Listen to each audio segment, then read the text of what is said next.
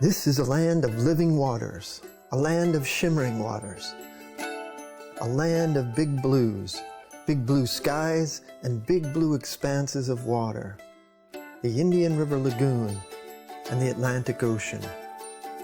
Here on the Indian River Lagoon National Scenic Byway, the water dominates the landscape. As you drive along this 233-mile scenic byway, the water is never far from view.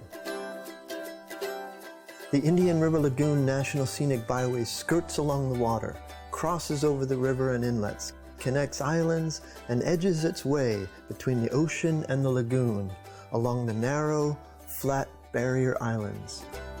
This scenic byway has its own magic, where at times the land seems to float between the sky and the water, where you can have close encounters with manatee and dolphin right here in the lagoon, where you can spot our resident prehistoric-looking alligators close up from the safety of your car. This place is so magical you just might see people walking on water.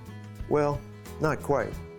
But the shifting, shallow sections of the Indian River Lagoon provide some interesting recreational opportunities. Two iconic American roadways form the major part of this byway, US 1 and A1A. US 1 traces its way along the Indian River Lagoon on the Florida mainland. A1A edges along the barrier islands between the lagoon and the Atlantic Ocean. Designated a National Scenic Byway and part of Florida's Scenic Highway program, the roads loop around the Indian River Lagoon from Sebastian in Indian River County north to Merritt Island in Brevard County and edges into a portion of Volusia County. The byway includes a western loop through Fellsmere and the headwaters of the St. Johns River, an American heritage river, and it includes a northern loop to Titusville and the Canaveral National Seashore. The roadway links a network of colorful beach towns, historic downtowns, and old as well as new Florida communities. This National Scenic Byway highlights history, nature, recreation, culture, exploration, and scenery. The Indian River Lagoon is one of the most unique bodies of water in the North American continent, being named an estuary of national significance and included in the National Estuary Program, noted for having a greater diversity of animal and plant species than anywhere else in North America. Over 4,000 species of plants and animals, manatees, dolphins, whales, alligators, massive sea turtles, a fisherman's paradise.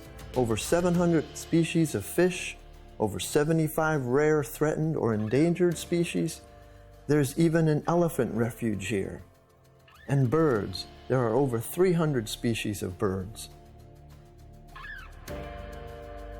The Indian River Lagoon is a special place, and this is the home of the Indian River Lagoon National Scenic Byway, the Ted Moorhead Lagoon House. And not only is it the home of the byway, but it's also my second home and many people's second home that are drawn to the Indian River Lagoon and to do something good for it.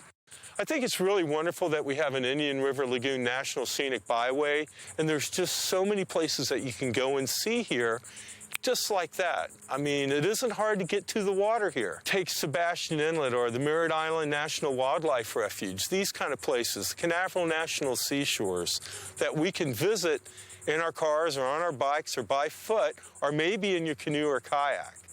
And our Scenic Byway will take you to those places. And it's a place where we still have a lot of mom and pop businesses and restaurants that you can stop and appreciate.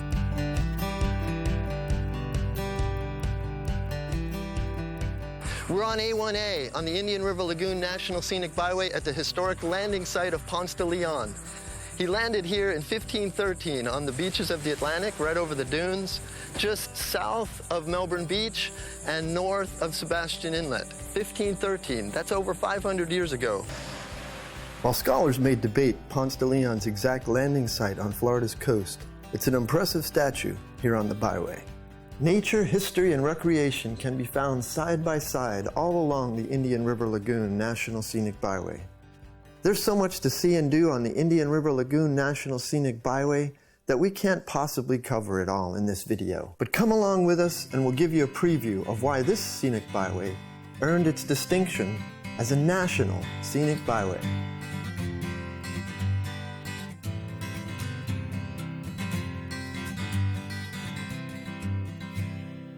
This Florida Scenic Highway is home to 3 national wildlife refuges, plus a national park and 2 Florida state parks. All of these places offer visitors unique natural and recreational opportunities. A statue of Paul Craigell stands in Sebastian, looking out towards Pelican Island National Wildlife Refuge. It was largely due to the efforts and urging of Paul Craigell that President Teddy Roosevelt, our wilderness warrior president, designated Pelican Island as America's first national wildlife refuge in 1903. We're turning off A1A onto the historic Jungle Trail on the southern portion of the Indian River Lagoon National Scenic Byway. We're on our way to Pelican Island National Wildlife Refuge. The island was set aside as a sanctuary for pelicans in 1903. At the time, pelicans and other area birds were being slaughtered for their feathers. In the winter months, the island is full of white pelicans. Throughout the year, however, a variety of birds populate the island. People are not allowed on Pelican Island itself. It is a sanctuary for wildlife. But at the refuge, there are trails and a great observation tower with a complete listing of all of the national wildlife refuges inscribed in the boardwalk. And as you walk up the boardwalk, you're walking back in time. Today, we have over 550 national wildlife refuges. And so you start at the bottom of this boardwalk with the newest. And as you go forward, you're walking to the top. And when you get to the top, you're overlooking this Pelican Island. Right across the barrier island from Pelican Island is the Archie Carr National Wildlife Refuge. This is the only national wildlife refuge named after a person, Archie Carr, who was a leading researcher and advocate for the sea turtles that nest along these beaches. We're on the Indian River Lagoon National Scenic Byway on A1A just north of Sebastian Inlet, and we're here at the Barrier Island Sanctuary. We're going to talk to Vince Lamb about sea turtles. The Barrier Island Sanctuary is an educational center located in the heart of the Archie Carr National Wildlife Refuge, a major nesting area for giant sea turtles. These are not little aquarium size or box turtles. The loggerhead turtles can weigh 250 to 300 pounds and can measure 3 to 3.5 feet long when full grown. Overall, on this beach, there are 4,000 people that come a year to have the experience of a nighttime turtle walk. We're only allowed to take people to the loggerhead. They're a threatened species. The greens and the leatherbacks are endangered species, and we're not allowed to disturb them at all. This is the most important beach in the world for loggerhead sea turtle nesting. We've got a turtle walk tonight to take some people out to see the nesting sea turtles under a permit of Florida Fish and Wildlife. We'll light it up from behind with a red flashlight and let them see the eggs drop into the chamber. In the northern section of the Scenic Byway are Merritt Island National Wildlife Refuge and Canaveral National Seashore. Merritt Island National Wildlife Refuge is a bird watcher's haven. It's pretty much a bird festival year-round here. But the height of the season is in the winter months when the migratory birds come. The Space Coast Birding and Wildlife Festival is a big draw for birders from around the world. There are plenty of gators to be seen here as well. Black Point Wildlife Drive is a great road for viewing from your car. Gators, wild hog, and sometimes, if you're lucky, you can spot a Florida bobcat. To view manatee in the Merritt Island National Wildlife Refuge, Hulliver Canal is a good spot. Though manatee frequent this area, they're not always in this location. Spring and fall are the best times to find them here. Look for the swirling water just before the manatee surfaces. We're here on the Indian River Lagoon National Scenic Byway at Canaveral National Seashore. This is a national park on the edge of the Barrier Island. It is a sliver of beach and dunes. This is the northernmost beach on the Scenic Byway. The beach here is a nice place to get away from some of the crowds. It's popular with fishermen, families, and nature lovers. And yes, William Bartram was here also, in the Mosquito Lagoon side of the Barrier Island. Bartram was our nation's first botanist who traveled extensively through Florida in the 1700s. The Native Americans called him Puck-Pugee, the flower hunter. There are 2 Bartram historic signs out here on Canaveral National Seashore.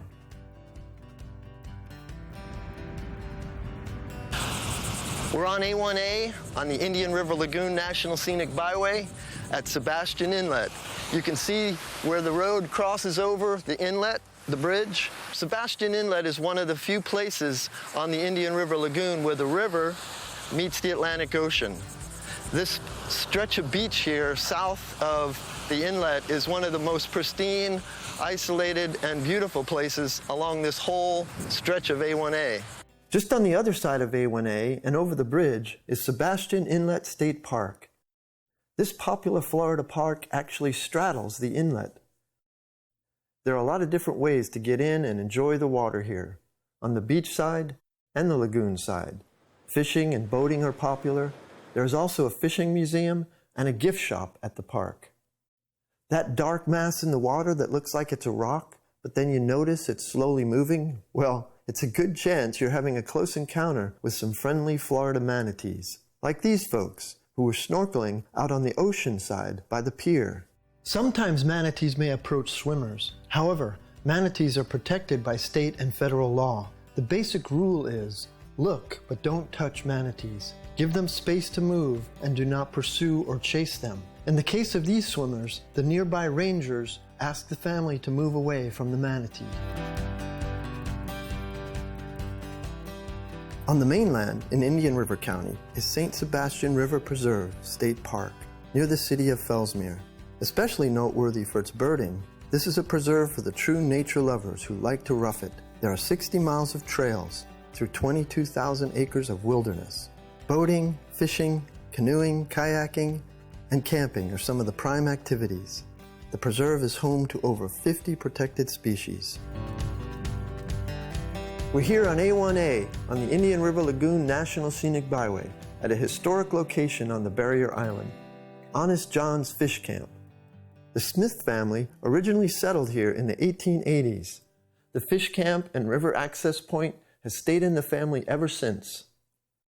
One of the best and most popular ways to get out and experience nature on the Scenic Byway is in a kayak or canoe. Taking a tour with a local guide is a great way to increase your chances of spotting marine life. Tours and rentals are available throughout the area. Today we're going out with a local area guide, Karen McLaughlin.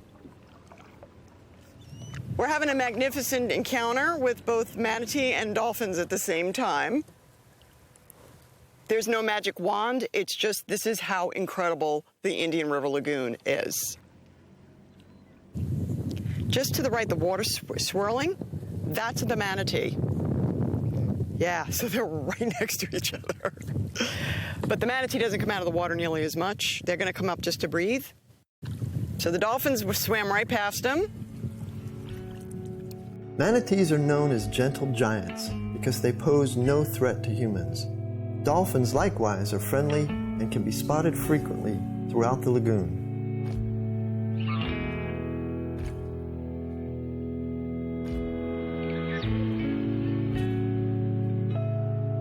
It's not hard to imagine that ancient Native Americans, the Ice Tribe, who lived here centuries ago, plying their way through the shallow waters for fish and marine life that provided the bulk of their food supply. It's not hard to imagine the Spanish explorer Ponce de Leon setting foot on the sandy beaches here in 1513. There are stretches of beach that look much like they did 500 years ago.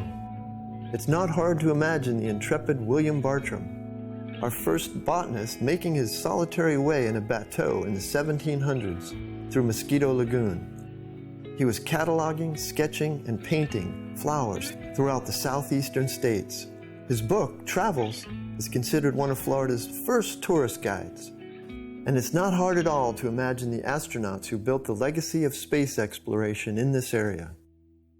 We're here in Titusville at Space View Park. A lot of folks along this byway still remember watching the early space flights that lifted off from the Cape just across the lagoon.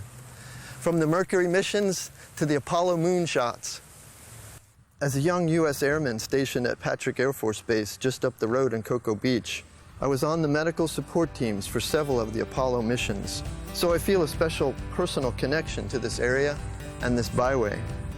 And when John Glenn went up and around from the Cape, we actually went out Jungle Trail up to the inlet. There was no bridge, and watched him go into space. And he went around the Earth 2 or 3 times, came back down. We were stuck on Jungle Trail because it was a dirt road. So it was really a paradox to see a dirt road that was called A1A in the time that you were doing space shots, or at least into the orbit.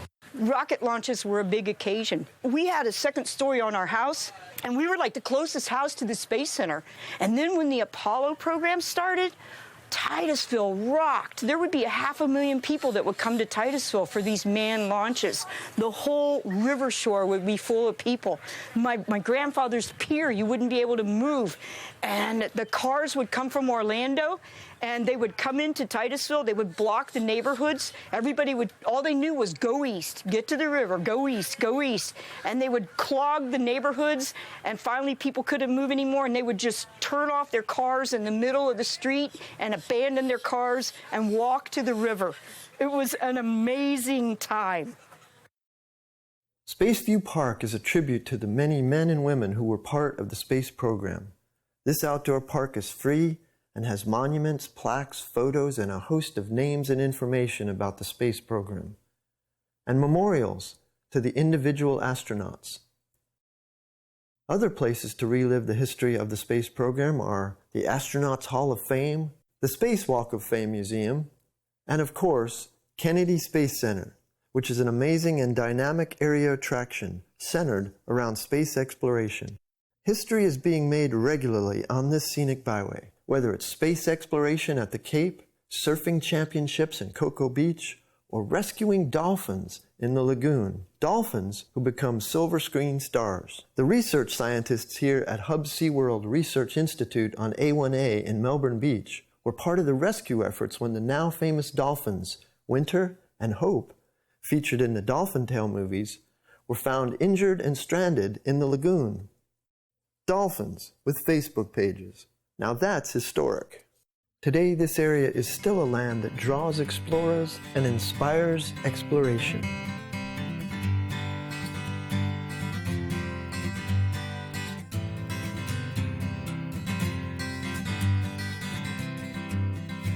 On US 1 in Palm Bay, just south of Melbourne, is the home of the Indian River Lagoon National Scenic Byway, the Ted Moorhead Lagoon House. This is a good place to start your travels on the byway. You'll find brochures, travel information, educational displays, and friendly staff. The idea for this facility and scenic byway originated with Ted Moorhead. I had the idea for this house because I live across the street, and I knew that the property had been acquired by the Florida Department of Transportation for a retention pond. I thought it would also be a good place to have an environmental learning center and a headquarters for the Marine Resources Council, which is the advocacy organization for the Indian River Lagoon.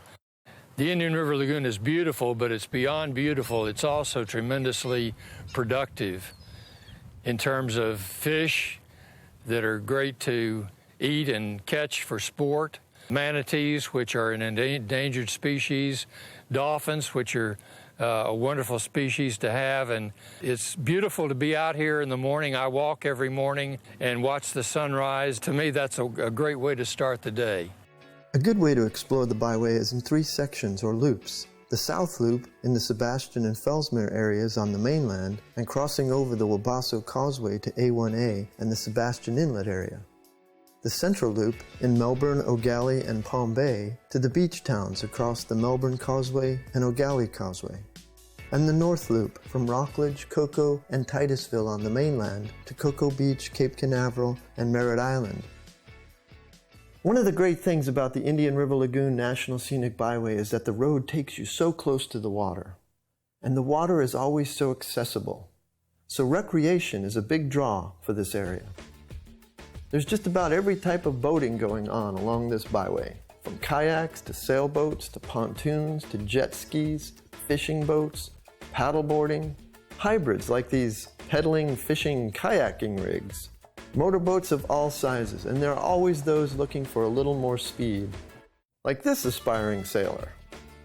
Fishing, You can fish from boats, docks, piers, the shore, the beach, from bridges or jet skis, causeways, or from sandbars. Or you can skip all that and just order the catch of the day from one of the many local restaurants. Cocoa Beach is the home of Kelly Slater, pictured in this statue. Kelly is an 11-time world champion surfer.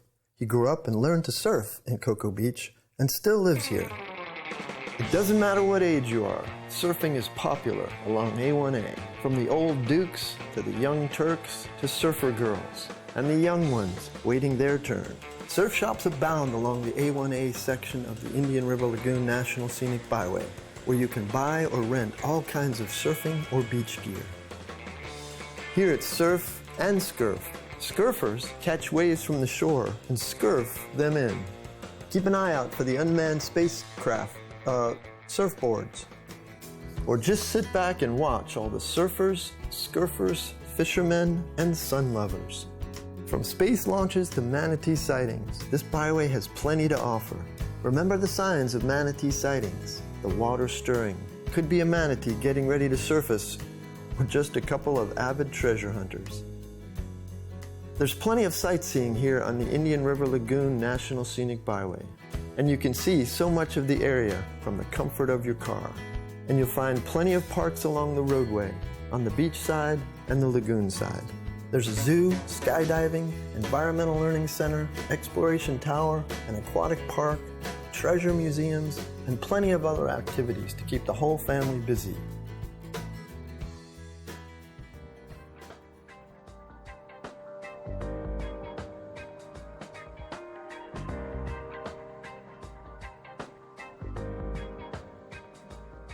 The Indian River Lagoon National Scenic Byway is distinctly Florida.